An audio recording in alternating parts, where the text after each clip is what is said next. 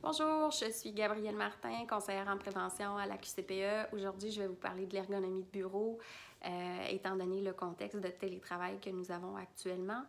Donc, vous le savez, il y en a plusieurs parmi vous qui doivent aller en CPE pour s'occuper des tout-petits et il y en a d'autres qui vont travailler à la maison. Donc, dans le contexte où on travaille de la maison et que ce n'est pas nécessairement quelque chose à laquelle on est habitué, on peut avoir quand même des blessures ou de la douleur en fait qui va s'installer avec le temps. Donc aujourd'hui, je vais vous donner 3 trucs ou 3 aspects à garder en tête quand vous allez vous installer pour faire du télétravail à la maison.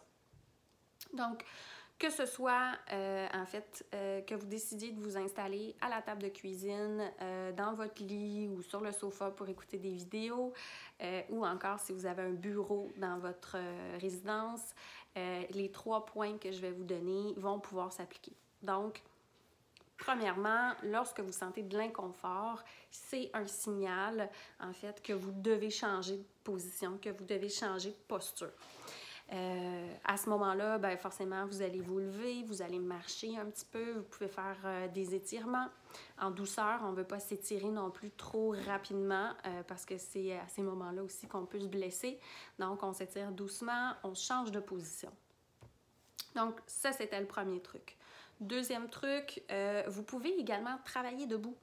Vous pouvez vous installer, par exemple, avec votre portable à votre îlot de cuisine ou sur un comptoir et vous pouvez alterner de cette façon-là les postures debout et assises. Hein. On le sait que le corps n'est pas fait pour rester debout toute la journée et c'est pas fait non plus pour rester assise toute la journée. Donc, quand on alterne les postures, c'est sûr qu'en bout de ligne, à la fin de la journée, vous allez avoir un meilleur confort et normalement, ça devrait diminuer en fait les inconforts ou les douleurs que vous pouvez ressentir. Évidemment, si vous avez des douleurs à travailler dans certaines positions, ben faites-le pas. Troisième point que vous pouvez faire, en fait, qui est important de garder en tête, c'est les postures de base à avoir. C'est-à-dire que notre tête doit être alignée avec nos épaules et le bassin. C'est très important. Et on veut avoir les bras le plus rapprochés de notre corps. Hein. Des fois, quand on travaille avec notre portable, on a tendance à éloigner un petit peu les coudes pour pouvoir taper. On veut vraiment les rapprocher de notre corps. Et l'autre aspect à avoir en tête aussi, c'est de garder votre dos droit. Donc, votre dos droit, c'est important et d'avoir les épaules qui sont relâchées. Hein. Des fois, on va avoir tendance à travailler, mais on va soulever un petit peu comme ça les épaules pour pouvoir taper à l'ordinateur. Évidemment, c'est quelque chose qui n'est pas confortable d'être dans cette posture-là. Donc, on essaie d'avoir les épaules qui sont relâchées en majorité, en fait, du temps.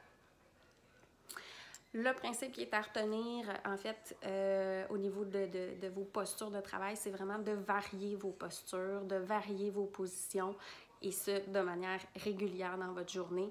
En bout de ligne, vous allez être beaucoup plus confortable et vous allez éviter d'avoir des inconforts ou des douleurs.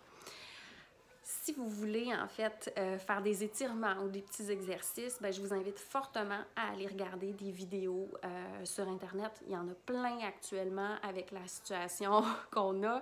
Vous allez voir, il y a plein de vidéos, par exemple, de yoga. Vous pouvez faire du pilates, vous pouvez faire du tai chi si vous voulez. Bref, il y a certainement quelque chose qui va correspondre à ce que vous aimez là-dedans. Donc, je vous encourage vraiment à faire des exercices physiques à la maison aussi. Ça va vous aider d'un point de vue physique, mais ça va également vous aider d'un point de vue psychologique. Donc, si vous voulez aller chercher plus d'informations par rapport à vos positionnements puis à l'ergonomie de bureau, vous pouvez aller voir sur notre site internet à la QCPE le webinaire que nous avons sur l'ergonomie de bureau. Dans ce webinaire-là, on vous explique vraiment comment adapter votre poste de travail avec les principes ergonomiques. Et vous pouvez également aller voir sur le site de l'ASTAS, qui est votre association sectorielle paritaire. Donc, ils ont plusieurs documents au niveau de l'ergonomie, mais aussi au niveau de la santé et sécurité de manière générale. Donc, je vous invite à aller voir leur site également et à aller fouiller, à aller vous promener. Et vous pouvez aussi aller voir les autres sections de notre site internet à la QCPE, dont la santé psychologique, hein, c'est pas non plus à oublier là, dans le contexte actuel. Il y a plusieurs vidéos, il y a plusieurs exercices qui vous sont suggérés.